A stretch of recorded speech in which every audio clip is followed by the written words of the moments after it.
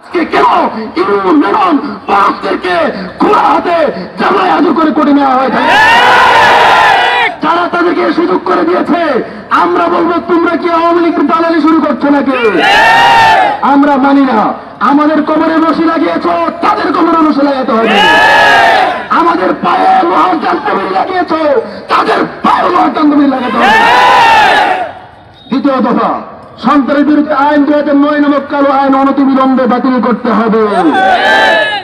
3 নম্বর দফা, আওয়ামী সরকার কর্তৃক দায়েরকৃত সকল মিথ্যা মামলা প্রত্যাহার করে ক্ষতিগ্রস্তদেরকে ক্ষতিপূরণ দেওয়ার ব্যবস্থা করতে হবে।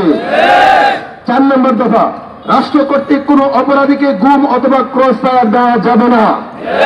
আদালতের ওয়ারেন্ট ছাড়া কাউকে গ্রেফতার করা যাবে না। বিগত দিনে যারা গুম ও ক্রস ফায়ারের সাথে জড়িত ছিল, আলেপদের মতো তাদেরকে বিচারের আওতায় এনে সর্বোচ্চ শাস্তি কার্যকর করতে হবে। দেশের সকল গুমখানা বা আয়নাগরগুলো খুঁজে বের করে প্রকাশ্যে আনতে হবে। তাছাড়া খুনি হাসিনা পতনের পরের দিন সকালে কাশিমপুর হাই সিকিউরিটি কারাগারে senior jail super Subrata Kumar Bala কর্তৃক যে নারকীয় হত্যাকাণ্ড চালানো হয়েছে, সেজন্য তাকেও সর্বোচ্চ শাস্তি দিতে হবে এবং নিহতদের পরিবারকে ক্ষতিপূরণ দিতে হবে। এখানে একটা কথা না বললেই নয়, র্যাবের মহাপরিচালক বলেছিল তাদের কাছে নাকি আয়নাঘর নাই। আমি বলবো, আমি দেব, র্যাবের কাছে অবশ্যই আয়নাঘর আছে। আমাকে র্যাব 1-এ 40 দিন আয়না করে বন্দী করে রাখা হয়েছিল। র্যাব 1 আয়নাঘর আছে, র্যাব হেডকোয়ার্টার আয়নাঘর আছে। বাংলাদেশে যতগুলো জঙ্গি নাটক সাজানো হয়েছে, প্রত্যেকটা নাটকের সাথে র্যাব জড়িত আছে। শুধু তারা তাদের প্রশাসনের জন্য এগুলো করেছে। 5 নম্বর দফা, 2013 সালের হেফাজতে ইসলামের আন্দোলন থেকে নিয়ে 2024 সালের বৈষম্য বিরোধী ছাত্র জনতার আন্দোলন পর্যন্ত বিভিন্ন আন্দোলনে যারা আহত ও নিহত হয়েছেন, তাদের পরিবারকে উপযুক্ত ক্ষতিপূরণ ও তাদেরকে রাষ্ট্রীয় স্বীকৃতি দেওয়া হবে। সমন্বয়ের উদ্দেশ্য বলছি, আপনারা মনে করছেন 24 আন্দোলন শুধু আপনারা করেছেন, বিষয়টা এমন নয়।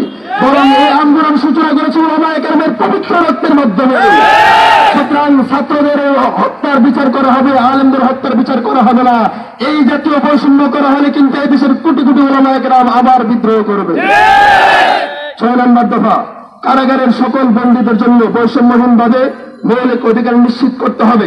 যুক্তরাষ্ট্র, Canada, Spain, France, Mexico, Germany, এমনকি প্রতিবেশী দেশ ভারতের মতো প্রভৃতি দেশের মতো বন্দী দশায় প্রত্যেক বন্দীকে মাসে অন্তত একবার হলেও তার স্ত্রীর সাথে কমপক্ষে 3 ঘন্টা একান্ত সময় কাটানোর সুযোগ করে দিতে হবে। সংগ্রামী সাথী ও বন্ধুগণ, আমার মৌলিক কথা হল সকল নিরপরাধ মজলুম ও উলামায়ে কেরামকে অনতিবিলম্বে মুক্তি দিতে হবে এবং এই 6 দফা দাবি বাস্তবায়ন করতেই হবে।